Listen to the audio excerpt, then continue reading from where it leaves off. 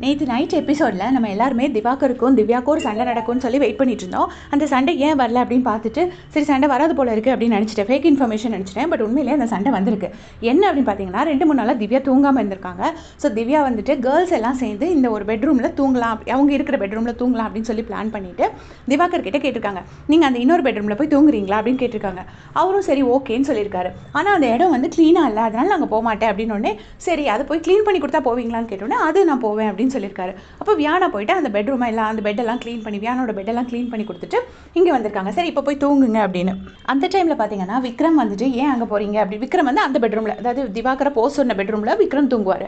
அவர் வந்து என்ன சொல்லியிருக்காரு, நீங்கள் தூங்காதீங்க, நீங்கள் இங்கேயே தூங்குங்க, இதான உங்கள் இடம், இங்கேயே தூங்குங்க அப்படின்னு சொல்லி திவாகர்கிட்ட விக்ரம் சொல்லியிருக்காரு. இதனால திவாகர் வந்து மனசை மாற்றிருக்காரு.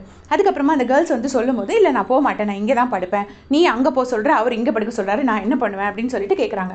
அப்போ இவங்க கேர்ள்ஸ் வியானா திவ்யா எல்லாரும் என்ன சொல்கிறாங்கன்னா, நாங்கள் தானே உங்கள்கிட்ட முதல்ல சொன்னோம், இது என்ன நீ நாங்கள் அங்கே போக சொல்கிறோம் அவர் இங்கே படுக்க சொல்கிறாருன்னு இப்படி மாத்திர, நாங்கள் உங்கள்கிட்ட கேட்டோம், நீ ஓகேன்னு சொன்னேன், அதனால தானே போய் நான் ரூம் எல்லாம் க்ளீன் பண்ணிட்டு வந்தேன், க்ளீன் பண்ணி முடிச்சுட்டு வந்த உடனே இப்போ வந்து இப்படி சொல்கிறேன், நீ பிடிக்கலைன்னா ஃபஸ்ட்டே தானே சொல்லியிருக்கணும் நாங்கள் போக மாட்டேன்னு சொல்லி.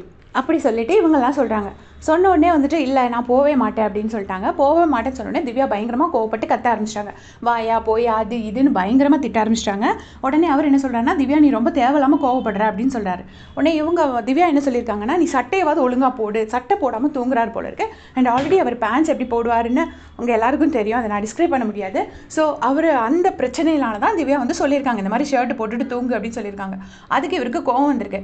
உடனே நீ வந்துட்டு ஏதோ இவர் பயங்கரமாக திருப்பி கோவப்பட்டிருக்காரு. அப்போ திவ்யா என்ன சொல்கிறாங்கன்னா, நீ மட்டும் என்கிட்ட பாய் ஃப்ரெண்டை கழட்டி விடுவேன், வா கல்யாணம் பண்ணிக்கலாமான்னு கேட்பேன், நீ சொல்கிறதெல்லாம் நான் ஃபன்னாக எடுக்கணும், ஆனால் நான் எது சொன்னாலும் நீ ஃபன்னாக எடுக்க மாட்டியா அப்படின்னு சொல்லிட்டு திவ்யா சொல்கிறாங்க. உடனே வாட்டர்மெலன் வந்து உங்களுக்கு முன்னாடியே நான் தான் இந்த வீட்டுக்கு வந்தேன், என்னால் தான் இந்த பிக் பாஸ் வீடே ஃபேமஸ் ஆச்சு அப்படி இப்படின்ட்டு அவர் கத்துறாரு. திவ்யா என்னன்னா வாயா போயா மென்டல் அப்படின்னு திவ்யா சொல்கிறாங்க.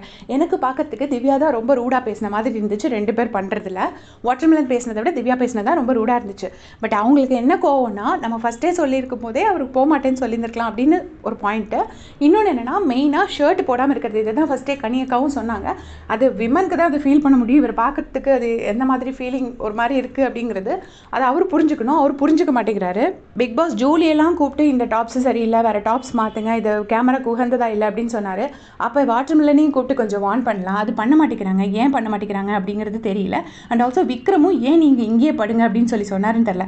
ஒருவேளை இதை படுக்க மாட்டேன்னு சொன்னால் திவ்யா பயங்கரமாக சண்டை போடுவாங்கங்கிறதுக்காக சொன்னாரா, இல்லைன்னா நமக்கு கொரட்டா சத்தம் வந்துடும் பிரச்சனை ஆகிடும் அப்படிங்கிறதுக்காக சொன்னாராங்கிறது விக்ரமுக்கு தான் தெரியும். இதுக்கு எல்லாரும் என்ன சொல்கிறாங்கன்னா, திவ்யா தான் வந்து வாட்டர்மெலனுக்கு ஸ்பேஸ் கொடுத்தது, வாட்டர்மெலன் கூட பேசினது அப்படின்னு.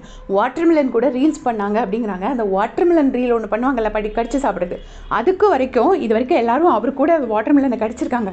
திவ்யா அதுக்கு கூட நான் வாட்டர்மெலன் கடிக்க மாட்டேன், நீ கடி, நான் பக்கத்தில் நின்று இப்படி வைக்கிறேன்னு சொல்லிட்டு அவங்க காஃபி குடிச்சிட்டே தான் ரீல்ஸ் பண்ணியிருப்பாங்க. 1 hour டிஸ்டன்ஸ் மெயின்டைன் பண்ணுன்னு சொல்லியிருப்பாங்க. கொஞ்சம் ஜாஸ்தியாக பேசியிருப்பாங்க. அது ஏன்னா அவங்கக்கிட்ட யாருமே பேசாமல் இருந்தனால வாட்டர்மெலன் கூட பேசியிருப்பாங்க. அதுக்கடுத்து நீ வா, நீ என்ன பண்ணாலும் நான் என்கரேஜ் பண்ணுவேங்கிற மாதிரி எந்த ஒரு இதுவுமே திவ்யா பண்ணலை.